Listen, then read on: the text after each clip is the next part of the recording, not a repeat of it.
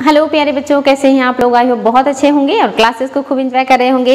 आज हम लोगों का नया चैप्टर है और आज हम लोग देखेंगे शास्त्रीय नृत्य को। आज का चैप्टर भी बहुत इंपॉर्टेंट है और यहाँ से एग्जाम में क्वेश्चन भी बहुत ज़्यादा बनता है, तो खूब अच्छे से देखिएगा बच्चों और साथ ही इंजॉय करते हुए देखिएगा।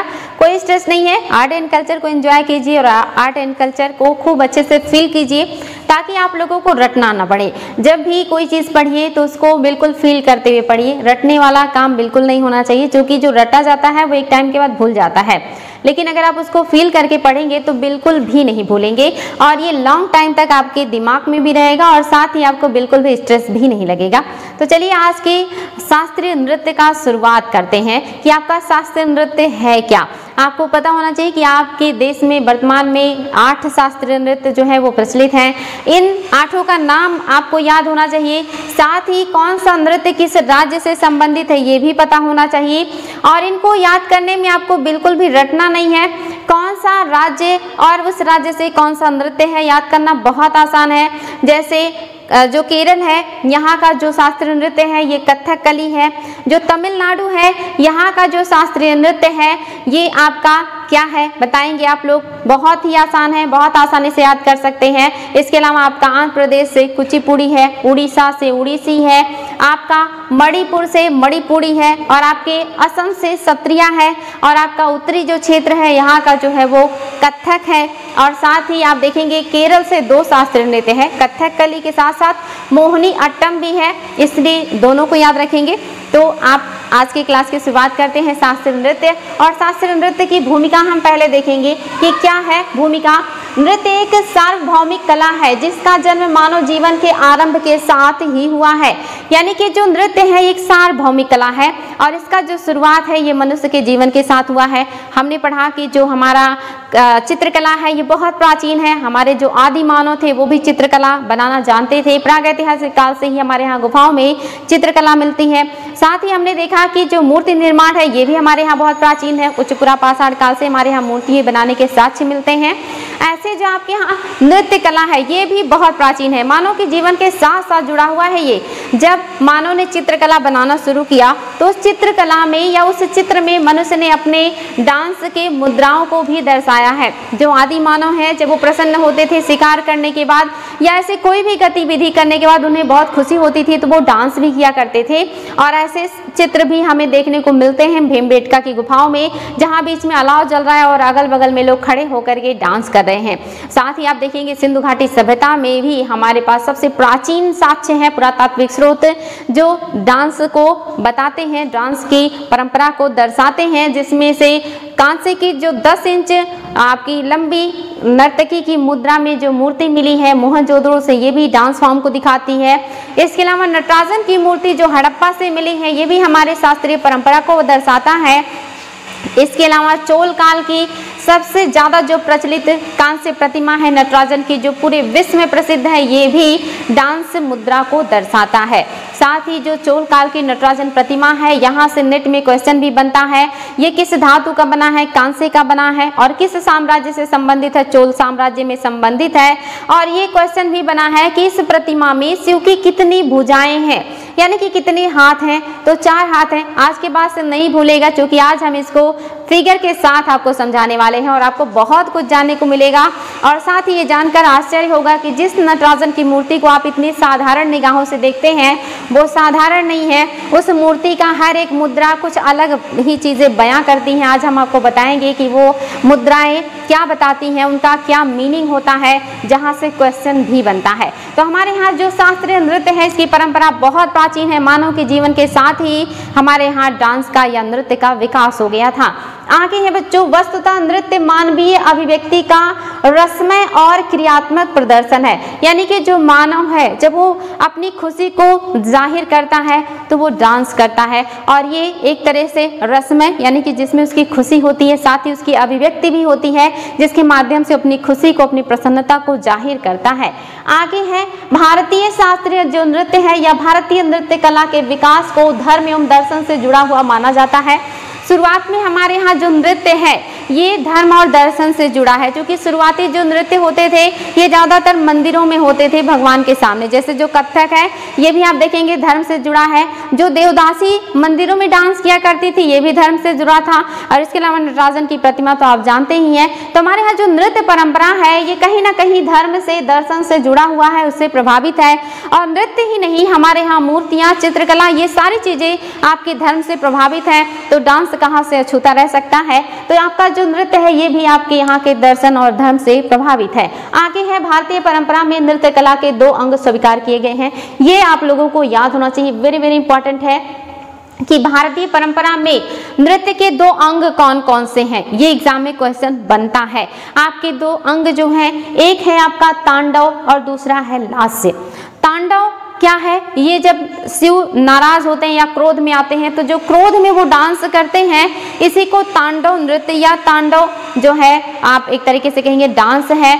और लास्य जो है ये पार्वती से जुड़ा है, जो कि खुशी को, प्रसन्नता को या सादगी को दर्शाता है। तो अगर क्वेश्चन बने कि कितने पार्ट हैं तो 2 हैं, तांडव और लास्य।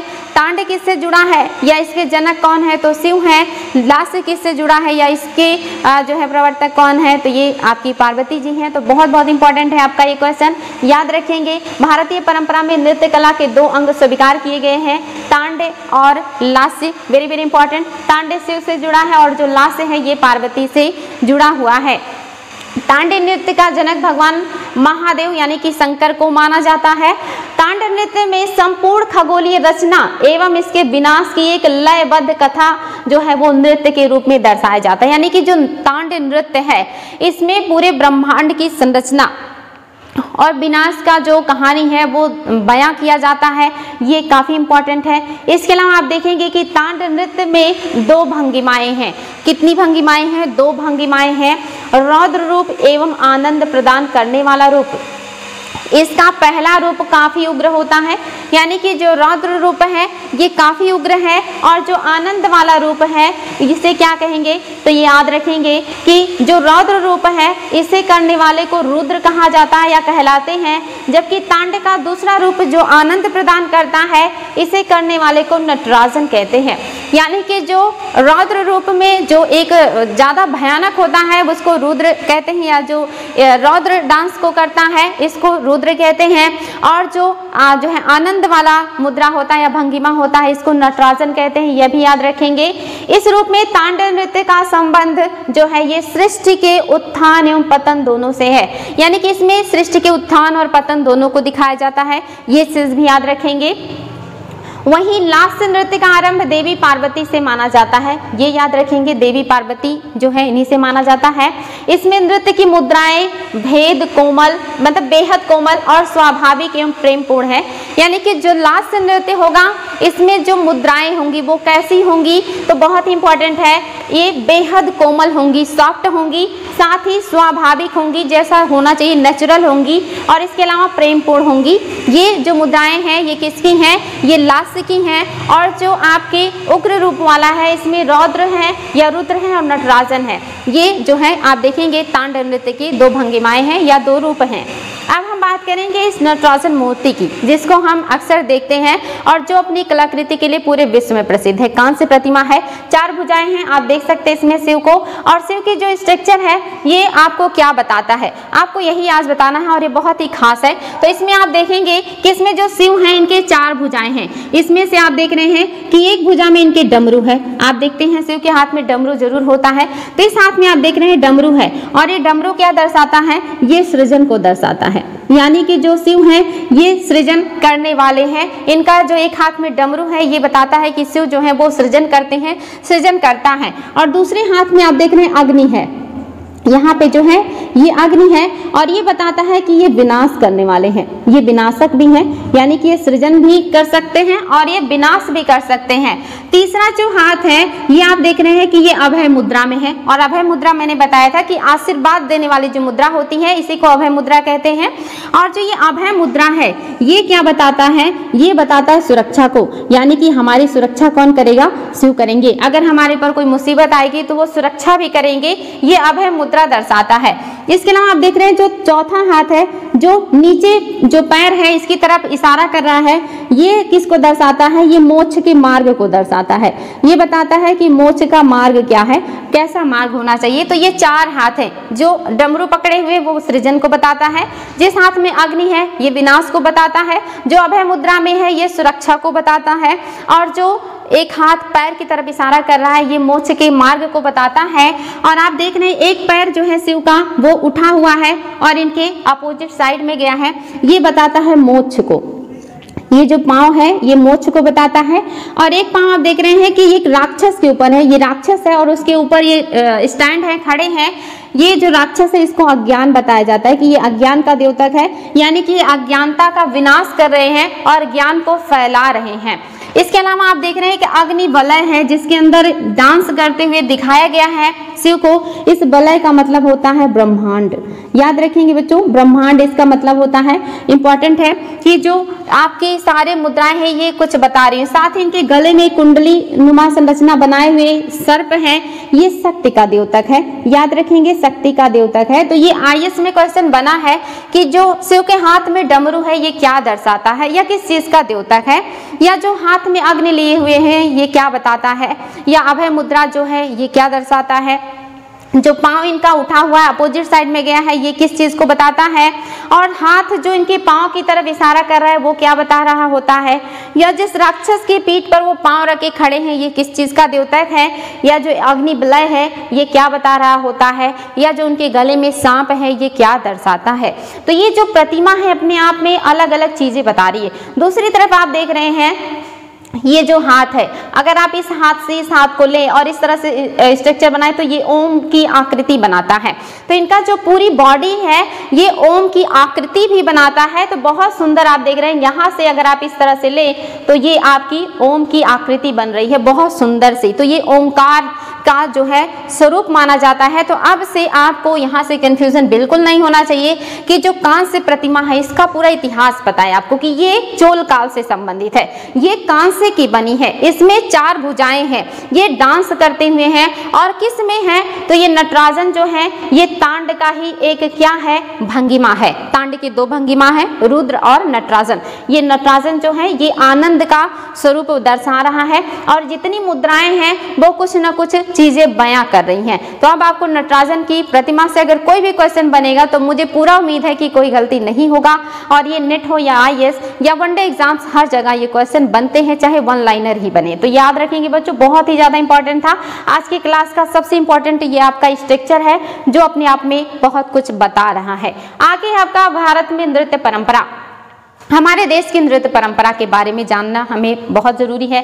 देख लेते हैं क्या हमारे यहाँ की परंपरा है। तो भारत में नृत्य का इतिहास अत्यंत प्राचीन है, बहुत पुराना है। मोहनजोदड़ो से नर्तकी की मूर्ति मिली है और ये क्या है बहुत ही ज्यादा प्राचीन है और बहुत ही महत्वपूर्ण है। वहीं साहित्य स्रोतों में भरत मुनि, याद रखेंगे भरत मुनि को, ये एग्जाम में आता है कि साहित्यिक स्रोतों से बात करेंगे। ये तो आपके पुरातात्विक सोच हैं, यानी कि पुरातात्विक साक्ष्य क्या है, जो हमें खुदाई के दरमियान जो वस्तुएं मिलती हैं, जो भी हमें सामान मिलते हैं उनका अध्ययन जब हम करते हैं तो वो आपका कहलाता है पुरातात्विक स्रोत। और अगर कोई चीज लिखित रूप में है तो वो क्या कहलाएगा, वो साहित्यिक स्रोत कहलाएगा। तो साहित्य में हमें स्रोत कहाँ से मिलता है, तो भरत मुनि जो है इनके नाट्य शास्त्र से मिलता है। याद रखेंगे बच्चों, एग्जाम में आता है कि नाट्य शास्त्र किसने लिखा है, भरत मुनि ने लिखा है। और ये हमारा साहित्यिक स्रोत है जो हमें हमारे शास्त्रीय नृत्य के बारे में बताता है। तथा आचार्य नंदिकेश्वर, एक और भी आचार्य हैं जिनका नाम है नंदिकेश्वर के अभिनव दर्पण, इन्होंने भी एक पुस्तक लिखी है जिसका नाम है अभिनव दर्पण। ये भी बहुत इंपॉर्टेंट है कि आदि ग्रंथ के रूप में स्वीकार किया जाता है, यानी कि ये दोनों जो ग्रंथ हैं ये आदि ग्रंथ हैं, प्राचीन ग्रंथ हैं जो साहित्य के यानी कि साहित्यिक नृत्य को या हमारी डांस परंपरा को बताते हैं। तो अगर एग्जाम में क्वेश्चन बन जाए कि कौन से पुरातात्विक साक्ष्य हैं जो हमारे डांस परंपरा को या नृत्य परंपरा को बताते हैं, तो कांस्य की नर्तकी की मूर्ति। और अगर साहित्य की बात करेंगे तो भरत मुनि का नाट्य शास्त्र और दूसरे जो हैं नंदिकेश्वर का अभिनव दर्पण, ये दोनों मोस्ट इंपॉर्टेंट है, ये आपको रटा होना चाहिए। आगे बच्चों, प्राचीन तमिल साहित्य, सिर्फ यही नहीं, प्राचीन आपके तमिल साहित्य हैं। एक है आपका तोलक्कपियम और दूसरा है शिल्पाधिकारम। तोलक्कपियम और शिल्पाधिकारम, ये दोनों, शिल्पाधिकारम को लिखा है कृष्णदेव ने, इंपॉर्टेंट है, कृष्णदेव राय का ये लिखा हुआ किताब है आपका शिल्पाधिकारम, वेरी वेरी इंपॉर्टेंट है, ने तमिलनाडु के नृत्य के विकास में महत्वपूर्ण योगदान दिया है। अगर एग्जाम में आ जाए कि तमिलनाडु के नृत्य के विकास में कौन से महत्वपूर्ण ग्रंथ हैं जो योगदान देते हैं, तो तोलक्कपियम और आपका शिल्पाधिकारम, वेरी वेरी इंपॉर्टेंट है, याद रखेंगे, ये दक्षिण के महाकाव्य भी हैं।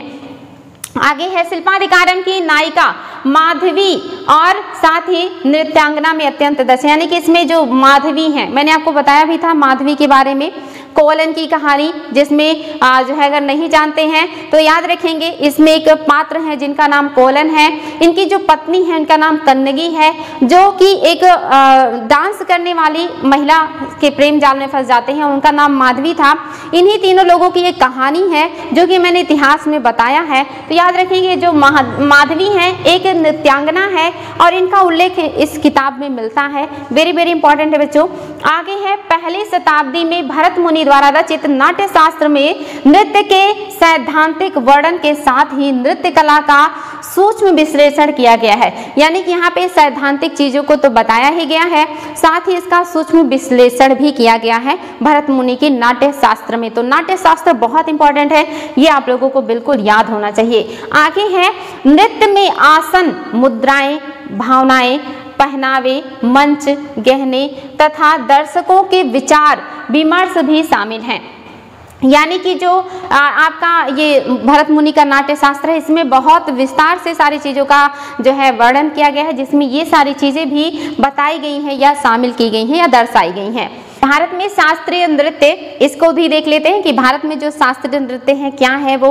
भारतीय नृत्य परंपराओं में शास्त्रीय नृत्य की 4 शैलियां प्रचलित थी, यानी कि शुरुआत में जो हमारे यहाँ नृत्य परंपरा थी, जो नृत्य शैली थी, इसमें 4 जो नृत्य शैली हैं ये प्रचलित है, ये काफी प्राचीन है, ये याद रखेंगे बच्चों। और शुरुआत की कौन से हैं, भरतनाट्यम है, कथकली है, कथक है और मणिपुरी है। ये जो 4 शास्त्रीय नृत्य हैं ये हमारे सबसे प्राचीन शास्त्रीय नृत्य हैं, यानी कि शुरुआत में सिर्फ यही प्रचलित थे। तो एग्जाम में ये भी क्वेश्चन बना है कि भारत के प्राचीन शास्त्रीय नृत्य में कौन शामिल नहीं था, तो उसमें जो बाद में 4 और जोड़े गए उसमें से एक ऑप्शन दे दिया गया था। और अगर आपको ये क्लियर नहीं होगा तो आप भी कंफ्यूज हो जाएंगे और गलत कर देंगे, क्योंकि आपको 8 तो याद हो जाता है, 8 बच्चे किसी तरह रट लेते हैं, लेकिन वो ये नहीं जान पाते कि उसमें से 4 प्राचीन कौन सा है। तो याद रखेंगे जो सबसे प्राचीन है उसमें आपका भरतनाट्यम है, कथकली है, कथक है और मणिपुरी है, ये सबसे प्राचीन है। यही यहाँ पे उल्लेख है कि भरतनाट्यम, कथकली, कथक तथा मणिपुरी ये 4 जो हैं ये सबसे प्राचीन हैं, ये सबसे प्राचीन आपके नृत्य हैं। इसके बाद जोड़े गए, फिर आगे चल के कुचिपुड़ी और ओडिसी को शास्त्रीय नृत्य की मान्यता बाद में दी गई या बाद में मिली। लगभग 20 वर्ष पहले मोहिनी अट्टम को शास्त्रीय नृत्य शैली के रूप में ख्याति मिली, यानी कि उसके बाद मोहिनी अट्टम आया है। जबकि सत्रिया जो नृत्य शैली है को संगीत नाटक अकादमी, ये याद रखेंगे बच्चों, संगीत नाटक अकादमी, यानी कि जो नृत्य हैं उनको शास्त्रीय नृत्य घोषित करने का अधिकार किसे है, कौन सा वो अकादमी है जो किसी नृत्य को शास्त्रीय नृत्य घोषित करेगा, तो ये इंपॉर्टेंट है, याद रखेंगे, संगीत नाटक अकादमी के द्वारा ये काम किया जाता है। और सबसे लास्ट में कौन सा नृत्य जुड़ा है, सत्रिया नृत्य। ये भी एग्जाम में आया है कि सबसे नवीन हमारा शास्त्रीय जो नृत्य है ये कौन सा है, सत्रिया है। कई पॉइंट्स हो गए आपके पास। एक तो वर्तमान में कितने आपके पास शास्त्रीय नृत्य हैं, तो 8 हैं, उसमें से सबसे प्राचीन कितने थे, 4 थे। उन चारों में सबसे प्राचीन कौन से हैं, तो कथकली है, कथक है, मणिपुरी है और भरतनाट्यम है, ये 4 सबसे प्राचीन है। बाद में जोड़े गए हैं कुचिपुड़ी और आपका जो ओडिसी है, और उसके बाद मोहिनी अट्टम जुड़ा है और सबसे लास्ट में सत्रिया जुड़ा है। और सत्रिया कब जुड़ा है, याद रखेंगे ये डेट 15 नवंबर 2000 को, 15 नवंबर 2000 को झारखंड जो है ये बिहार से अलग हुआ है, याद रखेंगे। इसी डेट को आपका जो सत्रिया नृत्य है इसको भारत में शास्त्रीय नृत्य का दर्जा दिया है। अगर ये डेट भूल जाए तो झारखंड का जो डेट है वो याद कर लीजिएगा, आसानी से आपको याद हो जाएगा।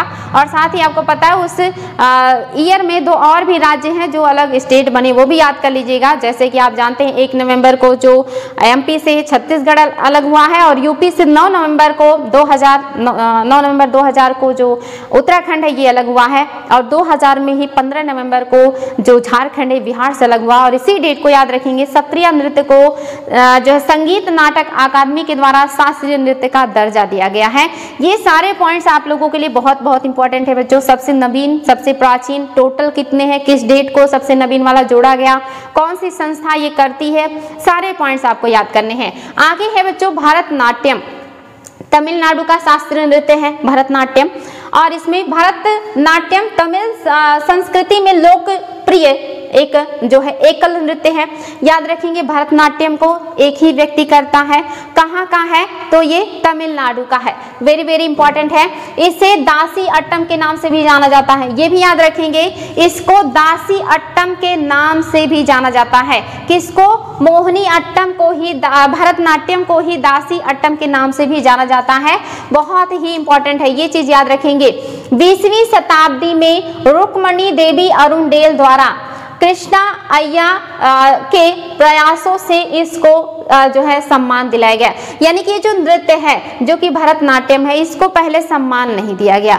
रीजन क्या है इसको सम्मान नहीं दिया गया, क्योंकि ये मंदिरों में देवदासियों के द्वारा किया जाता था। और देवदासी क्या होती हैं, हिस्ट्री में मैंने बताया था कि वो लड़कियां जिन्हें मंदिरों में दान कर दिया जाता था, मंदिरों की सेवा के लिए, मंदिरों की साफ सफाई के लिए, ये लोग मंदिरों में भगवान की मूर्ति के सामने डांस किया करते थे, मंदिर के लिए प्रसाद बनाते थे, मंदिर की साफ सफाई करते थे।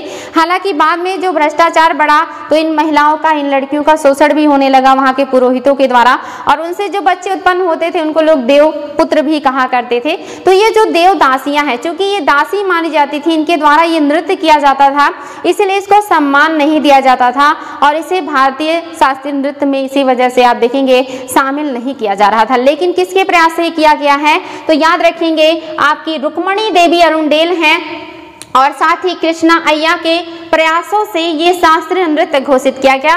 और इसी को दासी अट्टम भी कहा जाता है, क्योंकि ये देवदासियों के द्वारा किया जाता था। वेरी वेरी इंपॉर्टेंट है।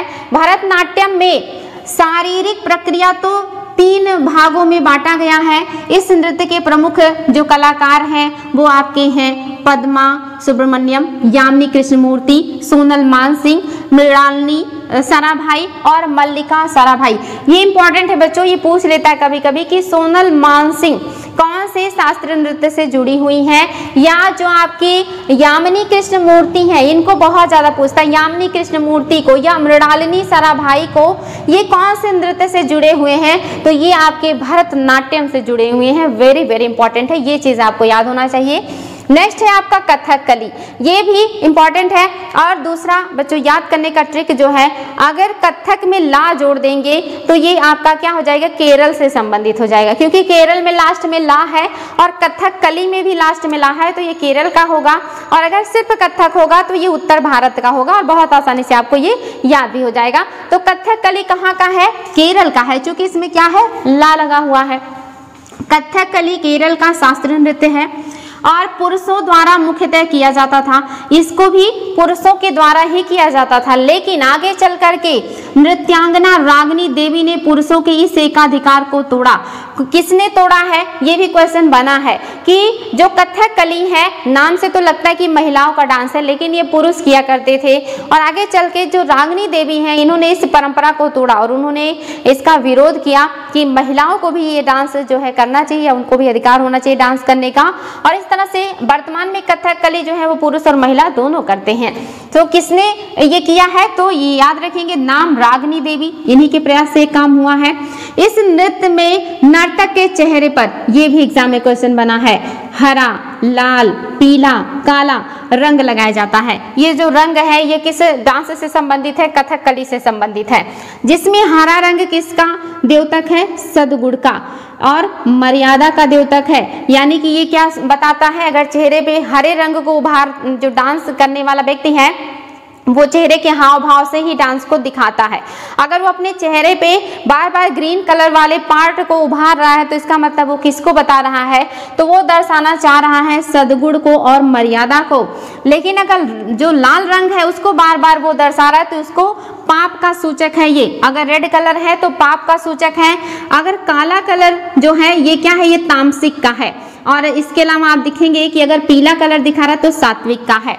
तो ये जो चेहरे पे चारों कलर लगाए जाते हैं, इसी कलर के माध्यम से जो डांसर है वो अपनी बातों को कहता है, प्रदर्शित करता है।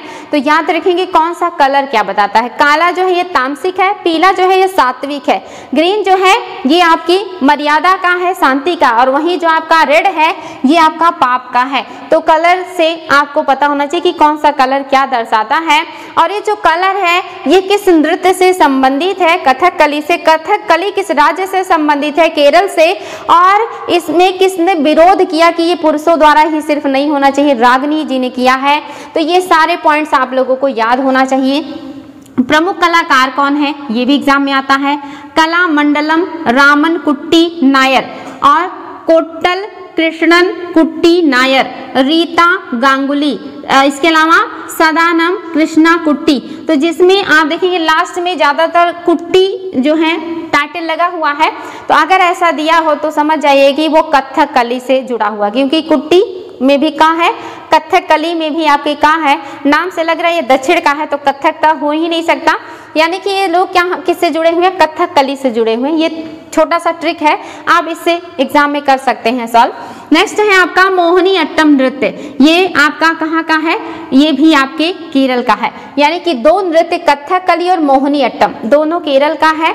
इसके अलावा भरतनाट्यम तमिलनाडु का है, कुचिपुड़ी आंध्र प्रदेश का है, ओडिसी उड़ीसा का है, मणिपुरी मणिपुर का, और सत्रिया जो है ये आपका असम का है। जितने भी नृत्य हैं उसमें आप 8 नृत्य हैं, और इनको जैसे मणिपुर का मणिपुरी है इसी के नाम पे याद कर सकते हैं। उड़ीसी उड़ीसा का है, इसको भी याद कर सकते हैं। और आपका जो कुचिपुड़ी है इसको आंध्र प्रदेश से रिलेट करना है। और आपका भरतनाट्यम तमिलनाडु का है, ये याद करना है। और केरल से आपके 2 हैं, एक आपका मोहिनी अट्टम है, दूसरा आपका कथकली है, और उत्तरी क्षेत्रों से कथक है। इस तरह से आप 8 नृत्य को याद कर सकते हैं। आगे जो हम देख रहे हैं ये केरल के मोहिनी अट्टम को देख रहे हैं। यह केरल का प्रमुख शास्त्रीय नृत्य है जिसे एकल महिला द्वारा किया जाता है। ये याद रखेंगे बच्चों। जो आपका कथकली है, अब इसमें महिला पुरुष दोनों शामिल हो गए हैं। मोहिनी अट्टम जो है इसमें महिला है, और जो भरतनाट्यम है ये देवदासियों के द्वारा किया जाता है। ये कुछ पॉइंट्स अगर याद करेंगे तो एग्जाम में आपको आसानी मिलेगी या जो है क्वेश्चन को सॉल्व करने में। तो ये महिलाओं के द्वारा किया जाता है और मोस्टली एक महिला करती है। याद रखेंगे मोहिनी अट्टम को। प्रमुख कलाकार कौन है, वैजयंती माला है, हेमा मालिनी। हेमा मालिनी जो कि एक अभिनेत्री हैं, वो भी इस डांस फॉर्म से जुड़ी हुई हैं। वैजयंती माला, हेमा मालिनी, जया प्रभा, और इसके अलावा आप देखेंगे सुनंदा नायर, गोपिका वर्मा, पल्लवी कृष्णन। ये सारे जो महिला डांसर हैं ये मोहिनी अट्टम से जुड़े हैं, जो कि महिलाओं के द्वारा किया जाता है और एकल डांस है, तो जाहिर सी बात है महिला डांसर ही होंगी। आगे है कुचिपुड़ी नृत्य जो कि आंध्र प्रदेश का है। कुचिपुड़ी आंध्र प्रदेश का जो है नृत्य है, और ये अभी आपका क्या है, एक शास्त्रीय नृत्य है। यह गीत एवं नृत्य का समन्वित रूप है। एग्जाम में आ जाए कि कौन सा नृत्य है जिसमें नृत्य के साथ साथ गीत भी गाया जाता है, तो आपका कुचिपुड़ी है। ये 2 का समन्वय है जिसमें गीत भी है और नृत्य भी है। भागवत पुराण इसका प्रमुख आधार है, यानी कि भागवत पुराण के आधार पर ही ये जो नृत्य है कुचिपुड़ी ये किया जाता है। तो आधार क्या है, भागवत पुराण है। प्रमुख कलाकार कौन है, Yamini Krishnamurthy, very very important है, कुचिपुड़ी से जुड़ी हैं। राधा रेड्डी, भावना रेड्डी, राजा रेड्डी और यामिनी रेड्डी। इसमें आप देख रहे हैं ये टाइटल ज्यादातर जो है ये रेड्डी का टाइटल लगा है, और ये टाइटल किससे जुड़ा होगा, कुचिपुड़ी से जुड़ा होगा। लेकिन अगर आप देखेंगे इस तरह की टाइटल आएंगे जो कि आपके कुट्टी करके हैं, तो ये आपके किससे जुड़े होंगे, कथकली से जुड़े होंगे। तो आगे ये जो कुचिपुड़ी है काफी इंपॉर्टेंट है, यहाँ से एग्जाम में क्वेश्चन मतलब कई बार आया है। इसका सबसे लोकप्रिय जो रूप है ये मटका नृत्य है। तो अगर क्वेश्चन आ जाए कि मटका नृत्य के नाम से कौन सा शास्त्रीय नृत्य प्रचलित है, तो आपका जो कुचिपुड़ी इसी को मटका नृत्य कहा जाता है। और दासी अट्टम किसको कहा जाता है, ये चीज भी याद रखेंगे, तो ये कहा जाता है भरतनाट्यम को।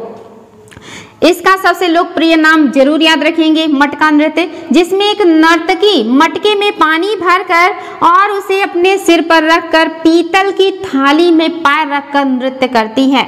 कलाकार नृत्य के दौरान अपने पैर के अंगूठे से फर्श पर काल्पनिक आकृतियां भी बनाते हैं। यानी कि सबसे इंपॉर्टेंट अगर बात करें तो आपकी कुचिपुड़ी है, क्योंकि इसमें बहुत सारे पॉइंट हैं। एक तो ये मटका नृत्य है, दूसरा एकल महिला के द्वारा किया जाता है, तीसरा ये डांस के साथ साथ गाना भी इसमें शामिल होता है, चौथा ये थाली की तस्तरी जो होती है उसकी नोक पर डांस किया जाता है, और चौथा पैर के अंगूठों से काल्पनिक संरचनाएं भी ये लोग डांस करते समय बनाते हैं। ये सारे पॉइंट्स आप लोगों के लिए बहुत ही ज़्यादा इंपॉर्टेंट है बच्चों। तो हर डांस में कुछ ना कुछ पॉइंट्स मैंने आपको बताए हैं, वहीं से एग्जाम में क्वेश्चन बनते हैं। इन डांस को अच्छे से देखिएगा, नोट कीजिएगा, रिविजन कीजिएगा, क्योंकि वही पॉइंट्स आपके एग्जाम में आते हैं जिसके बारे में मैंने थोड़े जोर दे करके बताया है। हालांकि यहाँ पे लिखा हुआ एक एक तथ्य आपके लिए बहुत ही इंपॉर्टेंट है और हर तथ्य आपको याद होना चाहिए, तभी आप एग्जाम में अच्छा नंबर ला सकते हैं। तो इसको खूब अच्छे से फील कीजिएगा, एंजॉय कीजिएगा, और बाकी का जो पॉइंट्स है अभी हमारे पास बहुत सारा जो तथ्य है वो पड़ा है, उसको हम आगे के क्लासेस में 1 बाय 1 डिस्कस करेंगे। इससे संबंधित आपके लिए क्वेश्चन भी बनाए जाएंगे और उसको भी आपको सॉल्व करना है, और वहां पे आप अच्छे से जज कर सकते हैं कि आपने कैसे चीजों को पढ़ा है। तो आज के लिए इतना ही बच्चों, नेक्स्ट क्वेश्चन के क्लास में मिलेंगे। Thank you.